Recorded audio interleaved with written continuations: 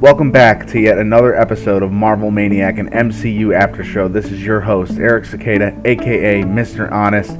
It is exciting to be back to you this week with another episode of She-Hulk, Season 1, Episode 7, titled The Retreat. Last week we had a little bit of a break from the city and court life, and Jennifer Walters went to a wedding where she did face her kind of current arch nemesis, Titania, and that was a lot of fun, and she kind of gave Titania the whooping that she deserved, I guess, because Titania was really egging her on in her personal space. I thought that was a really, really good fight. I don't think it's the last we'll see of Titania. I think Titania will be always kind of egging She-Hulk on from the sides. This week in The Retreat, Jen visits Blonsky's wellness retreat, meets new friends, and gets in touch with her inner She-Hulk. Last week we also learned about this really awful site that kind of looks a little bit like Reddit.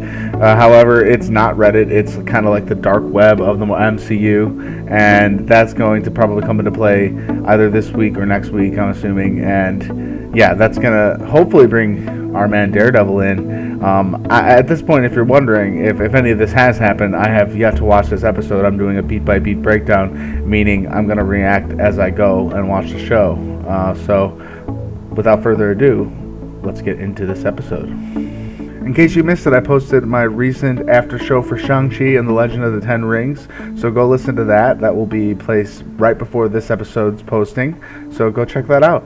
The episode starts in the bathroom, and Jen getting a text from Josh saying, "I can't wait to see you." So for better or for worse, that is continuing, the relationship of Jen Walters and Josh. Well, I do think they do have some really good chemistry. You can't rule him out as like a suspect for one of those people who wants to take her down. Jen gets out of the shower and looks in the mirror, kind of like satisfied with who she is, it seems like, for a change. Jen looks really happy as she's moving around her apartment, and we get the shot of her kind of like simultaneously doing a bunch of things around her apartment, like reading a book, taking a shot, getting ready for what appears to be a date. This is all over the course of like a montage type song. Their first date is at a food truck, and when he goes to drop her off, they like shake hands. Like it seems like a really good date, but like, they're taking it slow. And I'm just gonna say this: like Josh just seems too perfect. Like, I know this is the MCU, I know this is movies, I know this is like a superhero movie type deal, superhero show, sorry, but like, he seems just a little too good to be true. But I think that's what it's supposed to be, you know, like you're not supposed to know, like you're supposed to be a little suspicious of him. In a meeting at work, She-Hulk checks her phone, and she gets a text from Josh that says, "Idea for food truck, fries dipped in milkshake," and she sends back in a bunch of emoticons that kind of affirm that this is a very good idea. And by the way, she's in her new suit that looks like 1,000 times better. They go on another date through a marketplace, and then as they get to the door again, she doesn't let him in after the date. Like, she's taking it super slow with this guy. She doesn't want to mess this up. You could tell she really cares about this relationship turning into something, hopefully.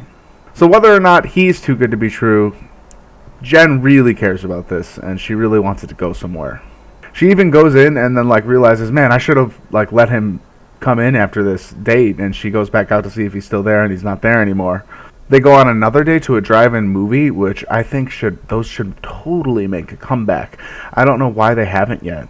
Drive-in movies would be, I think, super popular right now. This upcoming summer, we should have drive-in movies make a comeback. If they don't, I'm going to make it happen somehow. I don't know how I can do that. I have no power to do this. This is my idea. However, I have no idea how to make it happen. Third time's a charm. After the drive-in movie date, Jen lets Josh into the apartment, and then Friday appears. She wakes up smiling to find Josh gone, but that doesn't stop her from being really happy. She texts him, "That was really fun. I can't stop smiling." There is something really special about that early relationship honesty, that like you're just texting that other person the exact thing that's on your mind, the exact thing that's happening in that like every second that's happening. She even starts to type to him, "What you up to?" but then she deletes the text like, "Yeah, this may be a little bit too much too soon." We are at Jen's office, and Nikki is informing her and us that she has been nominated for Female Lawyer of the Year, and she's asking Jen if she's on that intelligentsia site, kind of going down a rabbit hole, and Jen says that she doesn't care about what a bunch of losers are saying about her online. They can't even say it to her face because they know they would get Hulk smashed, which, there's some truth to that. Jen is finally wearing like a signature purple and white suit. I don't mean to be commenting on the outfit so much, but she looks sick. She looks awesome. Like, she's looking more and more superhero-y every episode, which I think is the point.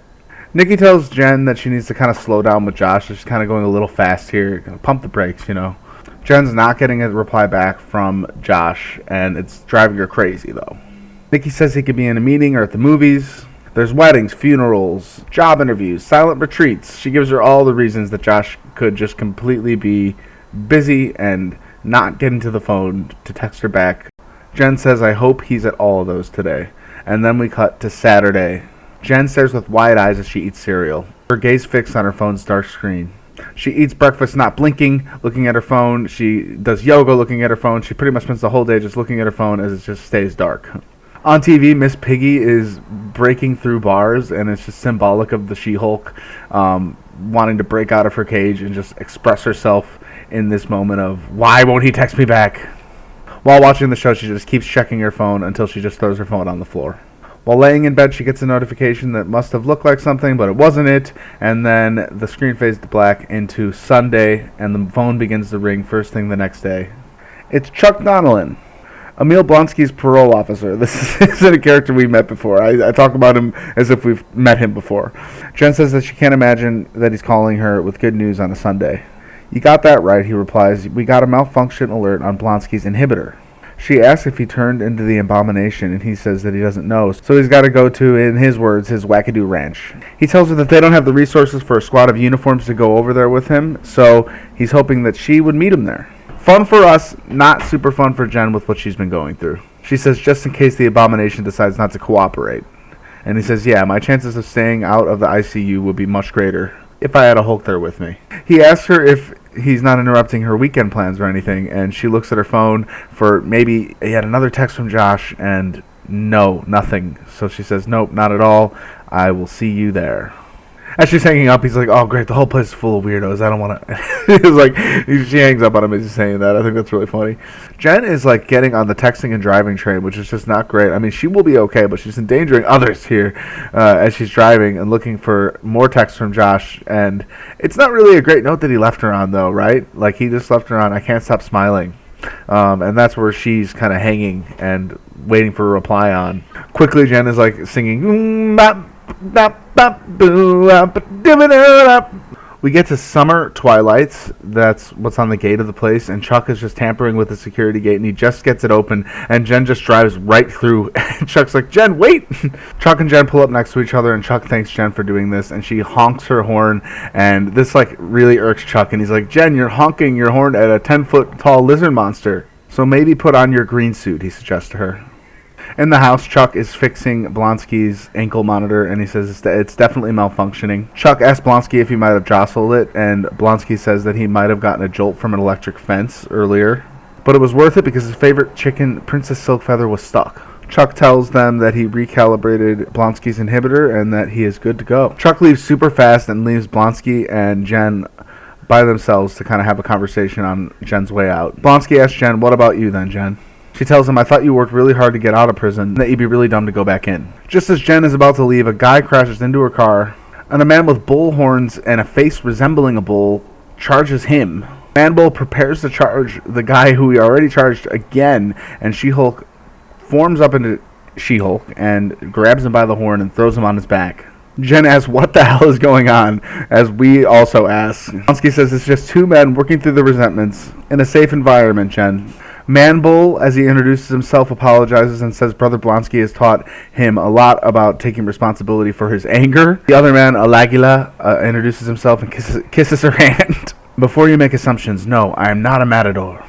That make the two of us fighting pretty cliche, no? That's pretty great. Blonsky says he's working through some identity issues, and Matador, I already forgot his name because he said he's not a matador, completely... It's just so defensive about this. Jen's car is completely totaled, and she asks how she's supposed to go home now. Blonsky says sometimes life presents a teacher when there's a lesson to be learned. Manbull makes another generic Manbull joke, and I am not going to repeat it. Okay, he says, do I look like I'm a mechanic? My name is Manbull, not Mechanicable. I had to say it. Emil says, I think it's fantastic news that the tow truck won't get here until later today. Jen asks, how is that fantastic news? And he says, well, it means you can spend some time here and relax. If Jen needs to do anything, it is relax. This is all while she's looking for a reply on her phone from Josh, which she still probably hasn't gotten. As he's showing her around the place, Emil says, "Oh, you got a text," and she really didn't get one. Like, he's messing with her a little bit. He takes her to the Sweat Yurt, which is a place where they integrate the past and the present into one being. Instead of this, she really would rather have Wi-Fi and a desk so she can get some work done while she's there. But it's his policy that he doesn't have Wi-Fi. Jen tells him, "This is not how I want to spend my day," and he says, "Maybe this is how you need to spend your day." Jen walks around the ranch and looks for service, and to no avail. There's just no service anywhere. Jen finds one wood lodge that has one bar for her, and this seems like a really great spot for her to actually get some work done, or just some waiting for text from her guy Josh. However, also in this wood lodge, it seems to be the place where Emil and Co. have their circle talk. He reintroduces El Aguila, Manbull, a man named Porcupine, who is just literally a porcupine, and Saracen, who thinks he's a vampire. He looks like a vampire, but I guess he just thinks he's a vampire. He's not actually a vampire. This is the most ragtag style, like, Avengers in the MCU that I think I've ever seen, and I don't know if we'll ever see anything quite like this again. El Aguila and Manbull really get into it again, like, deeply, about how El Aguila doesn't want to come off as a matador, and I mean, he really just genuinely does. We even find out that he did do some light matadoring in college. Emil tries to convince Porcupine to take his suit off. Like, that'd probably be really healthy for him, and he just says, like, he's not ready yet. At this point, Jen is just, like, like, really invested in, like, taking a look at, like, what's under this guy's suit. Like, is he more Porcupine? Then there's a guy who walks in, and he says he lost track of his time in the Yurtle, and this is where Jen breaks the fourth wall, and she says, "No way, that guy's here? You probably don't even remember who he is." And she calls a previously on guy again, and we are reminded, I didn't remember who he was, we were reminded that he is one of the guys who tried to jump her. He's actually the guy who says, if you're going to strut around showing off your powers, you better be able to back it up. And he had one of those glowy super weapon things. Jen immediately morphs into She-Hulk and picks him up and throws him into a stack of chairs. She says this asshole and his friends attacked me behind my apartment. Emil says, "Jen, darling, I'm going to need you to sit in the calming chair right now." And all the other guys go like, "Ooh, oh my god, the calming chair." like this is the thing. This is a total thing there. Jen says as soon as she's out of there, she's going to rip this guy to shreds. Emil says that's not how we work through our issues around here, and is his name Manpig? The Manbull guy says he says that she's welcome to the circle. The former attacker lets her know that he's willing to work through their issues if she's willing. Now as they're sitting with the group, he says, "So I realized real strength comes from facing yourself in the mirror and saying, 'Hey man, I'm going to work on me.' I didn't need a magic crowbar to give me a false sense of power." He says all it did was make him and his boys act like a bunch of idiots, rolling up on you like we were a bunch of supervillains or something. Jen's like a little bit flabbergasted. She says, "You attacked a woman 4-1. You absolutely were supervillains." He replies, "I hear you, Jen, and I take radical accountability for my actions, and I'm very sorry." This place really lets, like, bad guys get off the hook, doesn't it? I wonder what other supervillains would, like, do well here. Jen says, "Oh my god, that seems like a breakthrough. He's very sorry." And El Aguila, the Matador says, "Wow, he would be so hurt by me saying that. And I'm sorry to him if he's out there listening to this in the MCU somewhere across the multiverse." He says that Jen clearly has some stuff going on, and she'd rather sit here getting her kicks, listening to them rather than working on herself. She says she's not getting her kicks, and she's fine. And they all kind of burst out laughing at her. Porcupine, of all people, tells her that she's not fine. Emil says everyone else is shared. Is there anything you want to get off your chest? And he notices that she's on her phone, and he says, "Look, you're glued to that thing." She tells him about Josh, how she met him at a wedding, and how they went on a few dates, and, how it was going great. Now she hasn't heard from him, and she hasn't stopped thinking about it. The codependency thing between El Aguila and Manbor, or Manpig, or whatever this guy's name is, which they said a couple of times, but, I mean, he is clearly a hybrid of all of these things. It's really funny. Jen asks if the two are married, and Porcupine's like, "Codependency." I like how Porcupine's the guy to call out all the problems now, even though he's like the one who won't come out of his suit. Jen tells them the last text she sent. That was fun. I can't stop smiling. And they all say kind of like, "Yikes." Porcupine tells her that it's thirsty and a cliche, and she says, "You're thirsty and a cliche." Dang. El Aguila makes a good point, and he says, "Bottom line, you said game on," and he just didn't respond. And we find out here that this is not the last thing that she texted him, actually. She sent one more text just recently. "Hey, getting a little worried. Just want to know you're okay." Blushing smile emoji. The whole group kind of freaks out, and El Aguila's like, why would you do that? Manbull says, it's a real bad look, and she says, I know it's a bad look, Manbull. You don't have to point out my mistakes. My mom does that. The group's chemistry with Jen in the scene is really good. It's really funny. Even Jen's attacker says you have to start considering the possibility that you were ghosted. She admits to them, I met him when I was Jen, and he liked Jen. He specifically didn't ask about She-Hulk. You know in high school, that friend that you have that's like cooler than you are, like more attractive and athletic, they get all the attention from everyone, she says. She gestures to herself and says, hello. I think life would be so much easier if I were that person. And I can turn into that person anytime I want to. And everyone pays attention when I'm this. Like my colleagues, my boss, guys. This is something Jen has been battling with pretty much the whole season, and I'm gonna guess she's gonna have to get over by the end of the season. She's gonna have to bring, this is how she brings the two together. It's not really her having to fight an angry version of herself. It's just her having to accept this other side of herself that people tend to like more, and her having to accept the former version of herself more. It feels like cheating because would they like me if I didn't have all of this? It goes on, like if I was just Jen with the same guys who like She-Hulk. Stick around for Jen because some of them don't. And that sucks for Jen because Jen is great. I agree. And no one cares when they're She-Hulk. He continues, so I meet this guy who actually likes Jen, and it just felt good to know that. And then he ghosts me, and it just sucks. Porcupine bursts in, he says, alright, screw this guy, where does he live? Manbull's like, let's kill him, that's right, he's gotta die. Oh my goodness. She definitely won this group over. For better or worse. The whole group agrees, and El Aguila does this really cool thing with his sword. Maybe the coolest thing that the group has like produced as a whole. Jen's former attacker, who I've yet to get a name on, says, Jen is hurting and all we can offer her is violence. Emil shrugs his hand with a knowing look and says, does anyone think they could speak to Jen's pain with the tools that we've learned in the group? Porcupine gives her some sound advice and says, well, for one thing, you can't control what other people do. That's good advice in all of life. El Aguila says, well, it hurts when someone rejects us, because it reminds us of the times we reject ourselves. That's really good. Jen's former attacker says, maybe this Josh thing hurts so much because you haven't been spending enough time with Jen. The vampire man, whose name slips my mind at this exact moment, says, and that's a shame because I bet Jen is pretty damn great.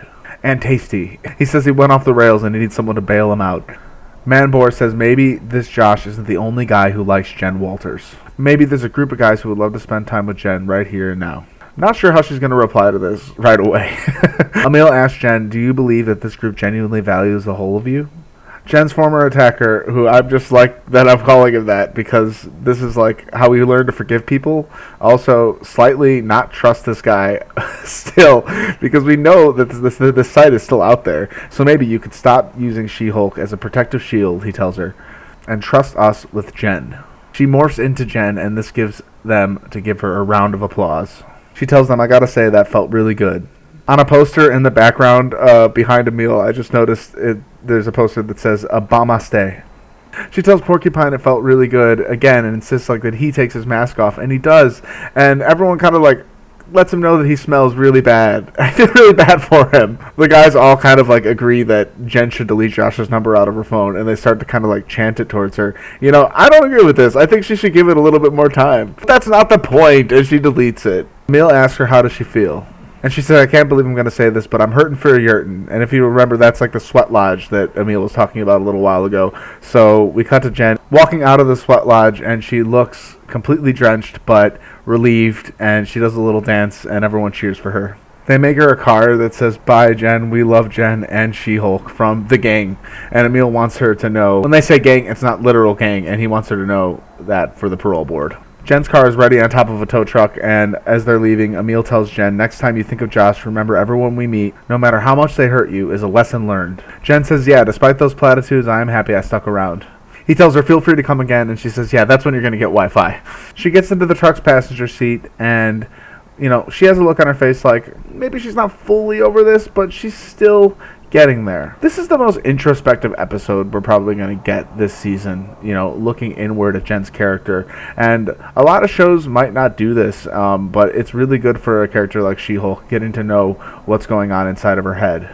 She starts to smile as she drives away in the tow truck. Cut to black and we get 3 days earlier. There is a catch. Josh follows Jen up the steps to her front door. She unlocks it, then turns to him with a smile. As they kiss, she pulls him inside. She pushes the door closed. Later, Jen lies asleep on her stomach, and next to her on the edge of the bed, Josh gets up and he is looking over two phones. One phone copying all the data from the other phone. It looks like Josh does have some bad intentions here. Information scrolls up the screen and Josh retrieves his phone, then stands rounding the bed to Jen's side. He snaps a photo of her when she's sleeping. Typing a text to Hulk King, he sends emojis of a syringe with a drop of blood, a test tube, and a thumbs up. He grins. Dang it. Now I wish Jen got the assistance of those guys. I hope Jen gets her, miniature Avengers group together to take on this guy and whoever Hulk King is. I was a little concerned about Emil Blonsky and those guys for a second, but those guys just had good intentions, man. This guy, Josh, he is working for the devil. Oh, this is horrible. A good twist at the end of a bit of what we call maybe a slower episode. You can only wonder where he was the whole episode. What was he doing? What was he doing with all this info that he got off of Jen's phone? What did he get off of Jen's phone? Who is Hulk King? There is a courtroom sketch of Ella Gila being a matador in college. Another sketch shows Jen in the yurt with all of Emil's group sitting with her. Another sketch shows Porcupine bringing his suit to the dry cleaners. Finally, there is no post-credit scene yet again this week, so I know they might have gotten your hopes up a little tiny bit with those few in the first few weeks, but none of the Marvel shows, for my expectations at least, haven't had post-credit scenes every episode, so I did kind of expect them to fall off at one point. I'm going to head over to reddit.com/rmarvelstudios for some post-episode comments to see what the fans are saying. Melon Elbows says, "It's weird. I think I trust Emil more than Josh." Floppy Shell Taco replied, "I rewatched The Incredible Hulk a few months ago, and I feel like Emil wasn't really lying about his perspective. Did he gloss over his obsessive need to win and relative disregard for civilians? Sure, but how many superheroes do that in their own origin stories?" That is such a good point, Taco. That is a very good point. Demirage MCK says Emil Blonsky poster quotes, "Today's today, make your goal a reality, achieve anything, and seize your true power." And also Obama Stay. That is probably my favorite. The Obama Stay for the slogan was pure genius, says Raise the Curtain. I agree. Iron Lord 456 says, "The way the Wrecking Crew guy immediately shut down the combo when they suggested Josh wanted her blood." I might have actually missed that. I might have to go back and watch the episode. See, sometimes when I'm breaking down the episode as I go, I miss tiny little details, so it's good that he pointed that out. The Wrecking Crew guy is the guy who jumped her, so we kind of lost some suspicions of that. We might end up seeing more of him. He was just at the retreat and ran into Jen, so, it would be really funny if we actually did see more of him after they reconciled at that retreat. Half Door 1 says the group therapy scene was genuinely very heartwarming. I agree. And then he continues, "Actually, the entire sequence at Emil's place was heartwarming." I agree. Sometimes you don't need an all-action episode. I thought this episode was really fun, and I'm going to leave it at that. I thought this episode was fun, and I think the next few episodes, if not the last two, there's 9 episodes total if I'm not mistaken, are going to be probably very action-packed and exciting and thrilling, and we're going to learn a lot more about what's going on with these people trying to get Jen's blood, and I hope that Jen handles it with poise. I'm sure she will. What did you think about this episode of She-Hulk? Email me your thoughts, marvelmaniacpod@gmail.com. I'd love to hear them. Also, if you'd like to support the show, patreon.com/marvelmaniac. It'd be great to see you next week for the next episode of She-Hulk Season 1, Episode 8. Until then, thank you for joining us this week for Season 1, Episode 7, titled The Retreat. We'll see you next time. Until then, Avengers, disassemble.